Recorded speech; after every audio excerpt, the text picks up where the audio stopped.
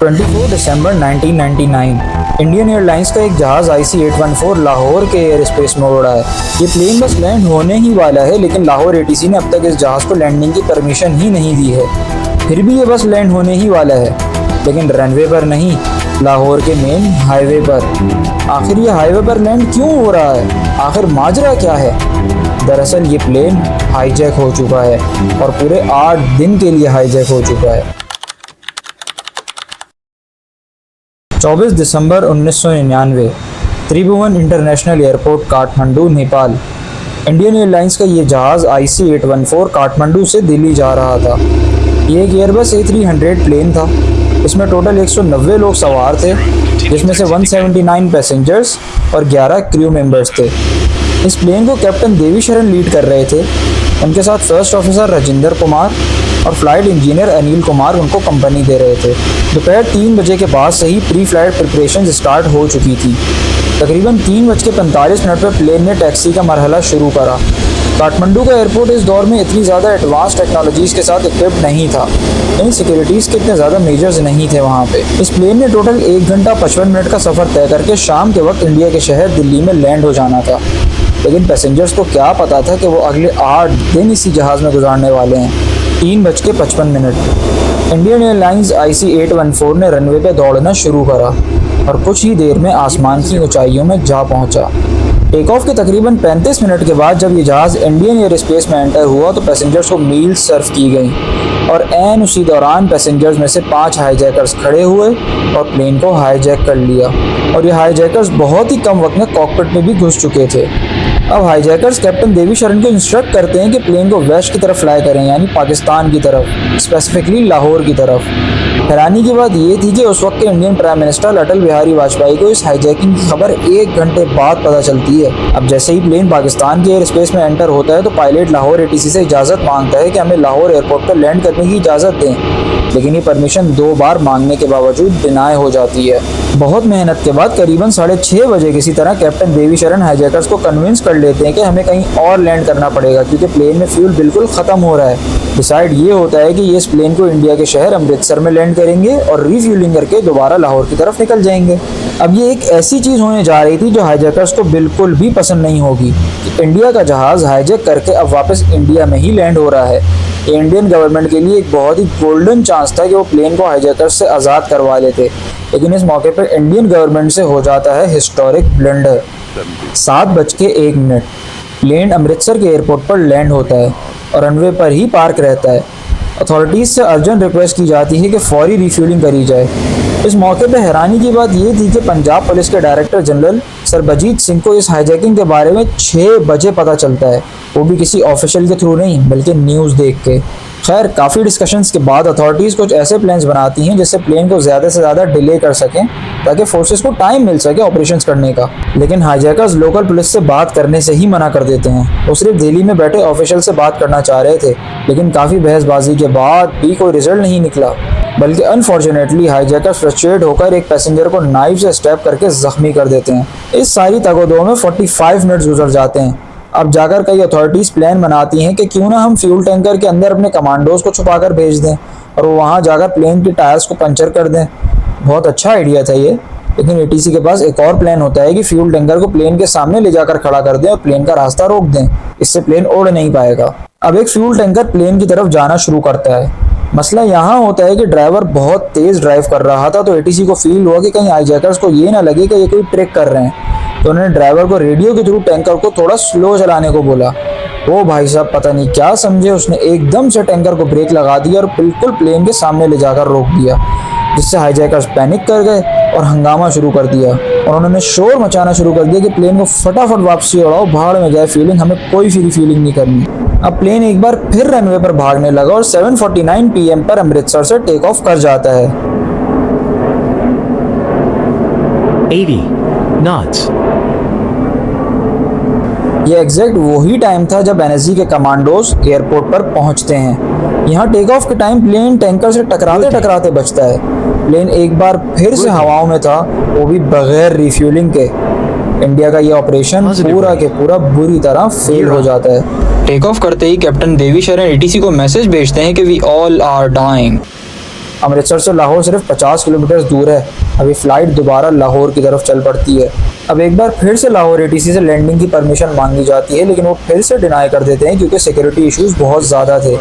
Lahore ATC को खतरा था कि हाईजैकर ज़बरदस्ती प्लेन को लैंड करवा देंगे, इसलिए लाहौर ATC रनवे की लाइट्स ही बंद कर देती है।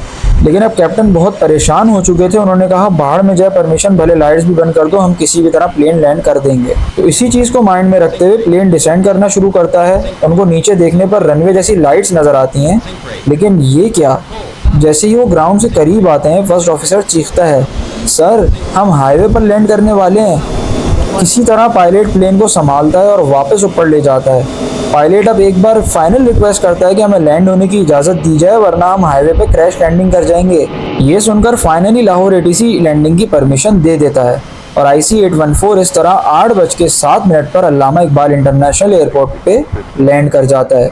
इंडिया की तरफ से लाहौर अथॉरिटीज़ को बोला जाता है कि प्लीज़ प्लेन को दोबारा से उड़ने मत देना। इंडिया का प्लान था कि इस्लामाबाद में बैठे इंडियन हाई कमिश्नर को लाहौर भेजा जाएगा नेगोशिएशंस करने के लिए। खैर अब जाकर फाइनली लाहौर एयरपोर्ट पर इस प्लेन को रिफ्यूल किया जाता है।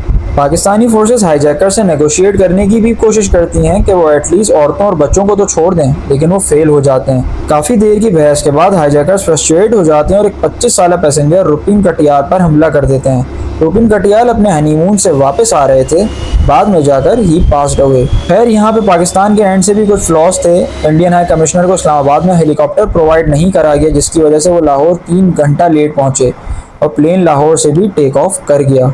यहाँ पर ये भी सोचने की बात है कि जब एयरपोर्ट की लाइट्स ऑफ थी तो ये प्लेन टेक ऑफ कैसे कर गया, लेकिन इस बात की कोई इतनी क्लियरेंस मौजूद नहीं है स्टिल। अब प्लेन को लाहौर से ओमान की तरफ ले जाया जाता है। इसको वहाँ भी लैंडिंग की परमिशन नहीं मिलती, तो इसको दुबई की अल मिन्हाद एयरबेस पर रात के 3 बजे लैंड करवा दिया जाता है। ठीक ठाक नेगोशिएशंस के बाद हाईजैकर्स यहाँ पे 26 पैसेंजर्स को फ्री कर देते हैं और फिर उन्हें एक इंडियन रिलीफ एयरक्राफ्ट के थ्रू इंडिया वापस भिजवा दिया जाता है। जो लोग आज़ाद हो चुके थे वो काफ़ी ख़ास इन्फॉर्मेशन देते हैं, जैसे कि मेल, फीमेल और बच्चों को अलग अलग करके रखा गया था जहाज़ में और सबको ब्लाइंड फोल्ड लगाया हुआ था। कुछ लोग बताते हैं कि हाईजैकर्स बहुत तमीज़ से पेश आ रहे थे सबके साथ, बच्चों के साथ बहुत लगाव था उन हाईजैकर्स को। अब यहाँ जाकर हाईजैकर्स के बारे में भी कुछ खास इन्फॉर्मेशन मिलती है कि ये टोटल 5 हाईजैकर्स थे और उन्होंने अपने सूडो यानी फर्जी नाम रखे हुए थे। इनका जो लीडर था उसका नाम था चीफ, उसके अलावा बर्गर, डॉक्टर, शंकर और भोला। बाद में जाकर इनके असली नाम भी पता चल जाते हैं। चीफ था इब्राहिम अख्तर, डॉक्टर था शाहिद अख्तर सईद, बर्गर था सनी अहमद काजी, भोला था जहूर मिस्त्री, शंकर था शाकिर। ज़्यादातर लोग बताते हैं कि हाईजैकर बर्गर ने प्लेन में सबका दिल जीत लिया था। वो कभी गाने सुना रहा होता था, कभी जोक सुना रहा होता था और लोगों से बातचीत करके उनके दिल को बहलाता था। इस सारे किस्से के हुए पूरा एक दिन हो चुका था। पैसेंजर्स अब बेजार हो रहे थे क्योंकि फूड सप्लाई ख़त्म हो रही थी, टॉयलेट्स की बुरी हालत थी और इसी हालत में प्लेन एक बार फिर से टेक ऑफ कर जाता है और इस बार इसकी मंजिल थी कंदाहार, अफगानिस्तान। 26 दिसंबर सुबह के 8 बजे प्लेन कंदाहार एयरपोर्ट पर लैंड कर जाता है। लैंडिंग के बाद तालिबान अथॉरिटीज़ ऑफर करती हैं कि इंडिया की तरफ से वो नेगोशिएट कर लेंगे, क्योंकि उस टाइम अफगानिस्तान में तालिबान की हुकूमत थी। लेकिन इंडिया तालिबान की गवर्नमेंट को नहीं मानता था, तो इस्लामाबाद से अपने एक हाई कमीशन के ऑफिशियल को अफगानिस्तान भेजता है नेगोशिएशन करने के लिए। ये नेगोशिएशन इतनी ज़्यादा लंबी चली कि प्लेन में बैठे लोग अगले 6 दिन तक प्लेन में ही बैठे रहे। लोग बहुत बेजार हो चुके थे, वो अपनी ज़िंदगी की उम्मीद हार चुके थे। आप जस्ट इमेजिन करें कि एक ही सीट पे मैं आपको 8 दिन के लिए बांध के रख दूं, आपको कैसा फील होगा। अब यहाँ पर इंडिया को तालिबान पे थोड़ा शक होने लगता है, क्योंकि तालिबान ने प्लेन को चारों तरफ से घेर रखा था और वो वेपन से लैस थे। इसके अगेंस्ट तालिबान ये स्टेटमेंट देते हैं कि हमने सिक्योरिटी हाईजैकर्स के अगेंस्ट लगाई हुई है ताकि वो कुछ उल्टा पुल्टा काम ना कर दें। लेकिन इंडिया को ये लगता है कि ये सारी सिक्योरिटी इसलिए है ताकि इंडिया हाईजैकर्स के अगेंस्ट कोई मिलिट्री ऑपरेशन ना कर सके। इस मौके पे पाकिस्तान की तरफ भी बहुत सी उंगलियां उठाई जाती हैं। अब सच्चाई क्या है ये तो किसी को भी क्लियर नहीं पता। खैर अब बारी आती है हाईजैकर्स की डिमांड की। हाईजैकर्स की डिमांड बहुत ही ज़्यादा आउटरेजियस थी।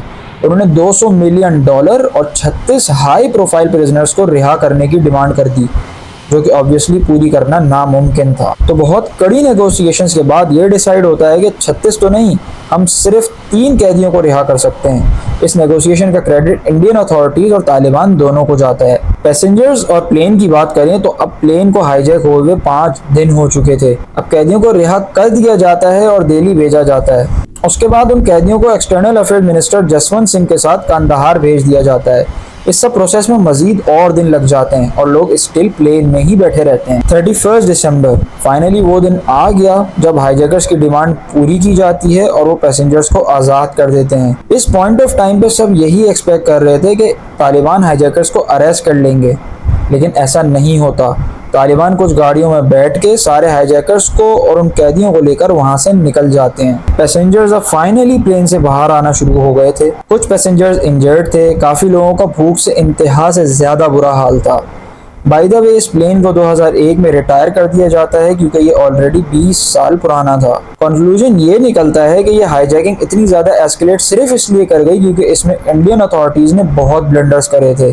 उनके पास अमृतसर में बेहतरीन मौका था सिचुएशन को कंट्रोल करने का, लेकिन उनके कम्युनिकेशन गैप्स ही इतने सारे थे कि उनके उस वक्त के होम मिनिस्टर को भी इस हाईजैकिंग की खबर न्यूज़ से पता चलती है, बल्कि अपने ऑफिशियल से नहीं। खैर, फॉर्चुनेटली इंडिया की हिस्ट्री का अब तक का ये आखिरी हाईजैक था। इसके बाद से अब तक कोई भी हाईजैकिंग नहीं हुई और हम उम्मीद करते हैं कि आगे भी नहीं होगी। आई होप आपको ये वीडियो बहुत पसंद आई होगी। ऐसी मज़ीद एविएशन से रिलेटेड और इंटरेस्टिंग वीडियोज़ के लिए आप मेरा चैनल विजिट कर सकते हैं। लाइक, सब्सक्राइब और कमेंट ज़रूर कर दीजिएगा। आपसे मुलाकात होती है अब अगली वीडियो में। अल्लाह हाफ़िज़।